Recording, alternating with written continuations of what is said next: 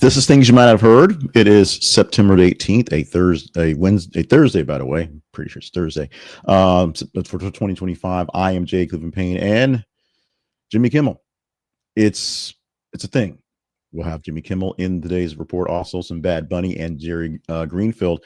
All not so such great news. Although in Bad Bunny's case, bad is not the good kind. Bad is not the bad kind. This news is the bad kind. That we have plus 5 other stories to get to for today, and we're not actually talking about Trump in the UK at all. He's not even making the list of things going on. For the Conversation Project, we're your home for headline news, information, and pop culture references that are worth chatting about. And we're going to chat about some things that may not be getting all the top love because of, well, one story, as Jimmy Kimmel has overtaken everything since yesterday, and two, all eyes are on Donald Trump for the moment, and partially because of Jimmy Kimmel. We're going to keep doing that a bit. So this is sort of how it is. So deal with us on that one. Remind you real quick that our website, home at thisisaconversationproject.com, has more details about what we do and more replays of what we've done. So you can get some pre-Kimmel news, I guess, if you're looking for it there. Plus more information about our sponsorships and our partnerships for ways to help us keep things going here. Now, we'll get to that in a minute. I want to talk about, real quick, just drop in right now, our spotlight sponsor, which is Ground News. For more detailed, more in-depth news, in fact, all the news that you're probably not seeing out there, you get Ground News. And using our affiliate link, you get 40% off their news plans. And it's a great deal because now it's a great time to have more news. Visit that at thisisaconversationproject.com/ground news. Click the link there, and you'll get 40% off all their plans, including their Advantage plan, which gives you that for less than $10 a month. It's a difficult day, a difficult time to kind of go over this one. With all the sort of bad stuff going on, this story, which is overtaking everything, should not be the overtaking story. It's something we kind of saw coming. But let's get into it because it's the only way to really get into it. ABC pulls Jimmy Kimmel Live off the air indefinitely over his Charlie Kirk condiments. ABC says that Jimmy Kimmel Live is now preempted indefinitely. Those are the official words from statement after Kimmel monologue on Monday about Charlie Kirk's killing sparked affiliate backlash. And that's where this thing gets a bit more interesting and complicated at the same time. Nexstar and Sinclair are the two owners of TV stations, two broadcast owners, and they told ABC stations that they needed to drop the show. Sinclair is going to fill the slot with a Kirk tribute special, at least last night they did, and going forward with other things. Nexstar is not going to air it. And so because of that, ABC decided to pull the plug on the show for across the nation off the broadcast network. FCC chair publicly pressed broadcasters to stop airing the program literally all day long on podcasts, intensifying free speech concerns around the Kimmel suspension. The move follows days of criticism from conservative figures and a quick pile-on from the Trump administration. Now, days of criticisms because this came out a few days ago on Monday, the actual monologue Monday night. It was not actually a big story at all, mostly on Tuesday, but I guess under the guise of the potosphere for conservatives, it turned into a thing. And then Wednesday, the head of the FCC went on a big podcast and said Kimmel should be dealt with. Essentially, he didn't say exactly what, but he said something should be done about what he said and the fact that conservatism's is not very being conservative is not very conducive to watching late night TV because they've been basically attacking them for a decade. Or last night, Jimmy Kimmel Live was paused and not showed on air across the nation. I don't know because I don't stay up that late to watch Jimmy Kimmel Live or any late night things. But it also shows the shrinking linear audience and the power of the local networks. I did do a Jimmy Kimmel is suspended video already, so the hot take is there. There will be more to talk about in the next couple of days as the reality of this happens. But right now, the short answer on this, two short answers. Number one, the death of late night is coming much faster than expected. One, we know that Stephen Colbert's show will be ending in months, and the other being that Jimmy Kimmel is off the air indefinitely. Probably come back. His contract is for up until 2026, so they'll have to pay him to do something or do something to write it off. They could fire him completely and retool that evening. We will see. Right now, it seems like the era of an hour-long program for local news may be coming soon because there's no longer a real reason to cut in at 35 or some late night thing. The other thing is the thought process of free speech, or in this case, resistance speech, saying something that's against the norm, against the powers that be, against folks in charge. Someone said a statement yesterday in one of the conversations about Johnny Carson, who of course hosted the night show for, you know, 30 years or so, for a long, long time. And the fact that he may have told a joke about a president once a quarter or so about what happened, and he didn't do more than three political jokes in a monologue at all because he didn't think they were funny. He didn't think the point was going there. Right now, our politics isn't funny, but our politics is kind of worth going there. It's the low hanging fruit of what's happening right now, and because we have someone in charge who is a bit vindictive and maybe thin skinned, he targets aren't back for anyone who tries to use what he's saying in any way of satire or any way of commentary going forward. It's coming a time where people who are speaking out against the administration, whether they really are, against administration or just seeing something as, hey, this is kind of funny, may have to watch their words. This is getting extremely scary, and I'm just a small YouTuber who literally has no real following that's worth anything. But I've seen this playbook before in my 25 plus years in broadcasting, how things work out, how people get shifted based on pressures from above or pressures that are larger from a groundswell of things that are grassroots. This is not a good look, people. Our first four stories are all pretty much terrible news. This one is very terrible. A body found in a towed Tesla that was registered singer D4D, David, I think that's how it's said, I guess, identified as a 15-year-old girl. The LA County Medical Examination identified the victim as 15-year-old Celeste Rivias. Cause of death has been deferred. The body was discovered September 8th in a Tesla impound from the Hollywood tow yard after a foul odor was reported. Local reports say the remains were in a bag in a vehicle's front trunk. LAPD continues the homicide probe, going deeper into the system. And I don't know anything about the artist, so it's David or Day4, D4V, whatever. It's registered to him in Texas. The coverage notes the artist is cooperating while he's on tour right now. He's not there, but it was found in his car that was impounded in Texas. Rivas been reported missing since 2024 from Lake Elsmore, and investigators are searching the nearby home this week where the car should have been parked. 3 police officers were killed. 2 were injured in a rural Pennsylvania shooting happening yesterday. Pennsylvania State Police say that 3 officers were killed and 2 wounded during a domestic-related follow-up in a North Condos township in September 17th. The suspected gunman was killed. Officials have not released names pending the notifications that need to be done by all involved. 2 injured officers reported to critical condition, but stable at the moment as of last night. The governor of the state, Josh Shapiro, called it a tragic and devastating day and met with families at the hospital to sort of do his work on that level. Local outlets describe a heavy law enforcement presence and a late evening procession honoring the fallen officers. A little bit more flippant, but still not essentially a good news for folks who love getting paper checks and dealing with them in the mail. Paper checks, Social Security, and most federal payments are going to be phased out soon. Why soon? September 30th, 2025. In weeks, that's the date to stop issuing paper checks for most federal payments, pushing beneficiaries to have electronic methods on file immediately. SSA guidelines are urging remaining paper check recipients to switch to direct deposit or direct express to avoid any disruption. If you don't have it set up, they can't send you a check because they're not sending checks until you get your cover straight. Now, this frames a move as anti-fraud and cost savings, not having to mail out checks, not to print out the paper, not having to do the paperwork, just sending electronically and have all those things, checks and balances done electronically. States are warning unbanked residents to prepare. You've been warned. Prior notices throughout the summer signaled the end of paper checks or Social Security for a while. Same deadline has been applied, so you've known this for some time that checks were going away. Treasury Fact notes that limited exceptions will emphasize most payments will have to go paperless. Maybe that one exception, 2 exceptions, 3.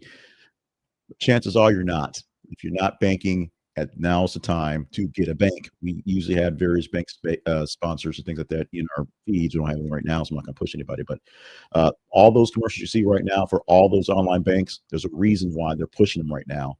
If you need a bank, you want to go with Cash App or something like that, you need a place to put that money. They want to be your place to put that money. 4 stories are down, 4 stories to go for the 8 for this Thursday. We want to remind you that this is an independent medium to the point. We do aggregate news stories from actual places. So yes, they do the work, but the fact to have a chance to have this conversation part, fact to have this commentary, fact that we get to talk about more stories that may get missed on your local news coverage or your online news coverage or however you're checking your feeds, because we look for things in particular to bring together that our conversation that may not be something directly in your timeline or in your chat groups. So we need you to help us out growing us, and so we can keep going, especially in light of the first story, how things are getting crazy for folks who actually have platforms. So some of us who have smaller platforms just want to be creative with things have to make up the difference, and it may get serious for us as well. At this point, I'm not asking for any funds. We'll do that a little later. I need you to like the videos that you're watching that we're doing, like the commentary we're giving, like the content. Either it's a podcast or literally watching this video here, which is live on YouTube, live on X, live on Facebook. Like it, and then I know I did a pretty good job today. The algorithm thinks I did a pretty good job today, and we'll send in more people to get more people involved. If you think I'm doing good and want to share it with more people, or if you think I'm doing terrible and want to hate laugh and hate watch, we'll take that as well. Share it with like-minded people. Hopefully it's more love watch. If it's hate watch, we'll work with that as well. Share with like-minded people. Hope they will engage as well. And if you're not getting us natively in your feed, whether for the love or the hate, make sure you have subscribed to us in one of the platforms we're on. We're also at our website. You can see links to our TikTok, links to our podcast, links to our newsletter, where you can get the information in various forms, so you're not missing out the information. If information is what you're loving, we've got it for you. If it's me that you're loving or probably hating or making fun of, we got you covered. Just keep up with us so we can keep this thing growing. We've been working very hard over the years to make this thing turn into what it is, very hard over this past year to grow it to where it is. We want to see more of you a part of us. Puerto Rican homeowner is suing Bad Bunny over use of iconic house in a music video. 84-year-old Roman Carazo Delgado alleges that Bad Bunny used his Humacano home, it's his likeness, in a video and in an arena for La Casita, a replica without proper consent or payment. I just say the arena La Casita. That's the name of the arena that where he played. Sorry about that. Lawsuit seeks to get at least $1 million, citing privacy invasion and illicit enrichment. Carrasco says he was misled into signing paperwork he couldn't read, and the crowds now swarm his residence daily because they see it in the Bad Bunny presentations. Complaints target the artist and associated companies behind the concerts and the video production, making the house look so famous. People want to go see it, and now it's a nuisance for Carrasco. Bad Bunny's team has not publicly responded to this filing so far. It's money. It's an issue. They will do this. We've got a lot of publicity on Bad Bunny, who is, of course, making Puerto Rico great again by doing his residency there, which is mostly safe from ICE jurisdiction, or at least from the eyeballs we're seeing going forward, until it isn't. But right now, this is not a good look for Bad Bunny because it's not showing the humanity, or I should say the love he has for his island, if people are swarming this one guy. We'll see how this one plays out, though. Cardi B is in the news. We can't get Cardi B out of the news. We love some Cardi B.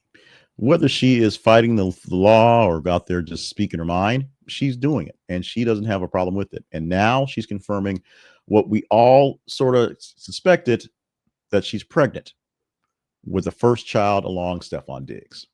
Cardi B confirmed that she's pregnant. Her first child was Stefon Diggs, and her fourth child overall, in CBS Morning's interview. People confirmed the news, noting that baby is due before her 2026 tour begins. Timing is everything, if you will. The coverage traces the relationship timeline between 2025 public posts that they've had following her 2024 divorce filing. Vogue highlighted Cardi's framing of the pregnancy as empowering during an album rollout. Diggs is now playing with the New England Patriots, so he's got a pretty good gig. 8-year daughter of his own. Both are described as mutually ambitious. That's a good word. I think I'll start to use that. Me and my wife are mutually ambitious. We both want big things. That sounds pretty cool. Let's move on to Jerry of Jerry and Ben. or Ben and Jerry specifically because that's the company, the Jerry of the group has left the company over concerns about stifled independence on social issues. One of the co-founders of Ben and Jerry's, Jerry Greenfield, is basically leaving his company, saying he's been silenced, as social activism is not one of the things Unilever, the actual owner of Ben and Jerry's now, is down with. So after 47 years of scooping ice cream and making it and being a face and a founder, he's no longer working for the company his name is actually on. Reuters actually reported this, and Greenfield being serving as a paid brand ambassador, but no longer.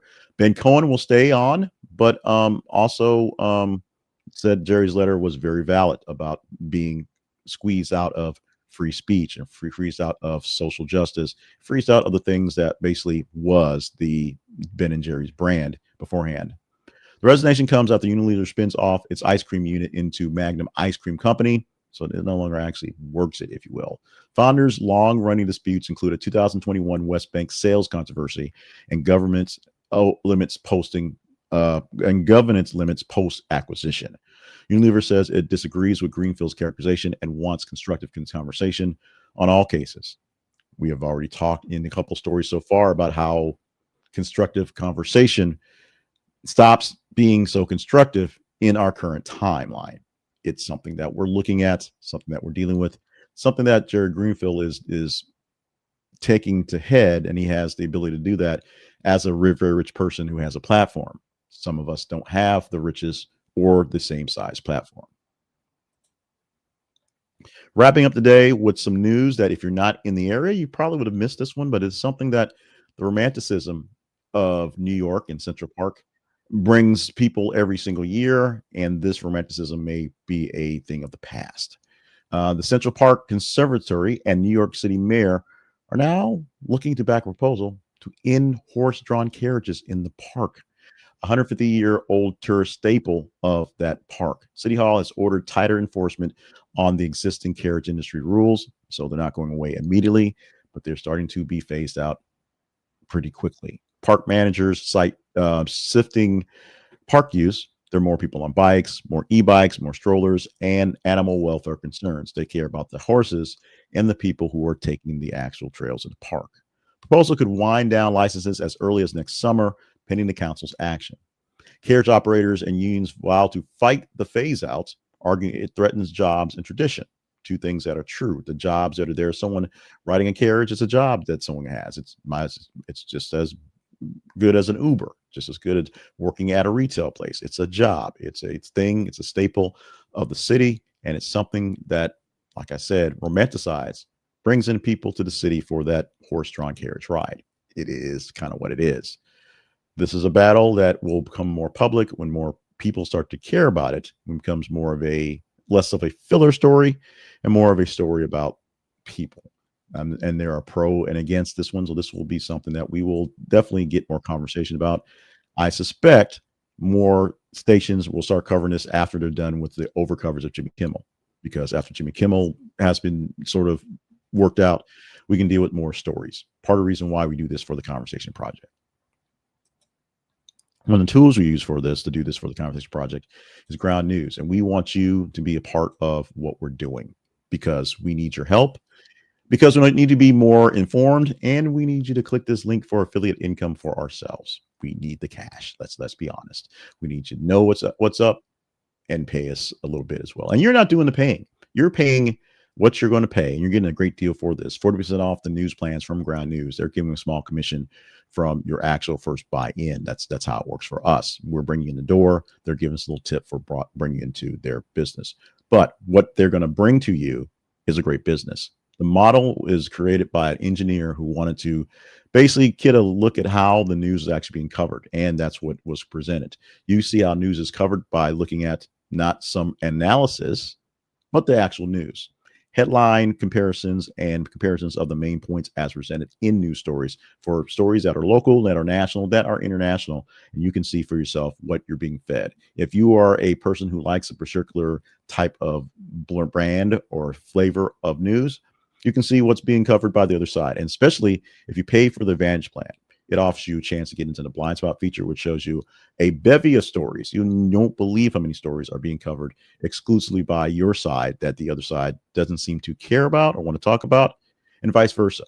what the other side is talking about that your side doesn't really want you to really to talk about. We want to be conversational here. We want to talk about all sort of things that seem worthy of chatting up, whether it's something that you're being told or not told. And that's why we go through the lengths of getting so many diverse stories, so many diverse places here, sources as well.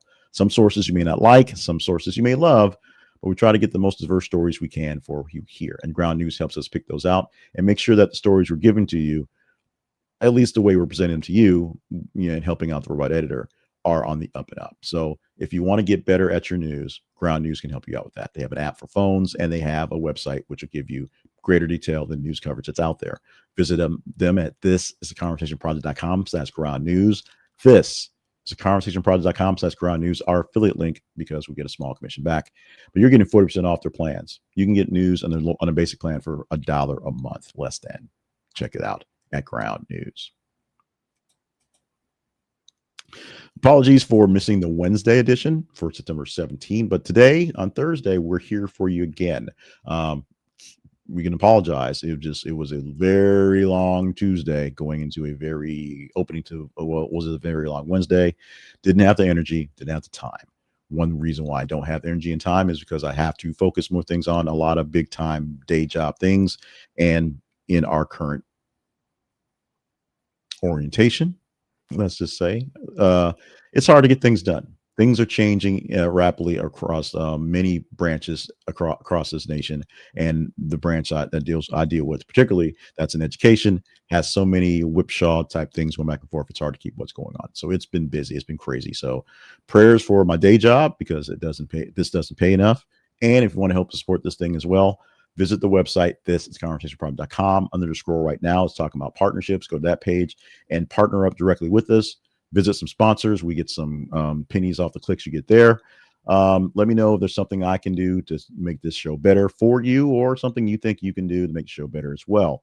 Volunteerism and help would be appreciated. In the meantime, we love all the news nerds who watched us live, who are catching us on the replays, or seeing the hot takes going back and forth. As I said, I did a hot take on the Jimmy Kimmel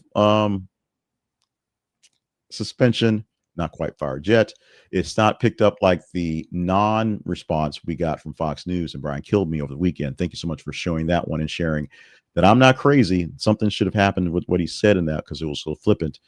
But we'll see if anything else picks up and it becomes any sort of helpful windfall for what we do here. In the meantime, let's hope to keep speech free. Keep speaking when you can. Please be civil. Please be polite. Please be as nice as possible. But you have the right to say the words you have to say. So make sure you find a way, a venue, a vessel for them to be said. Love you all. Mean it. Assuming I'm not too tired tonight, which probably is going to happen, we'll wrap up the week with tomorrow's edition, Friday edition, of things you might not have heard.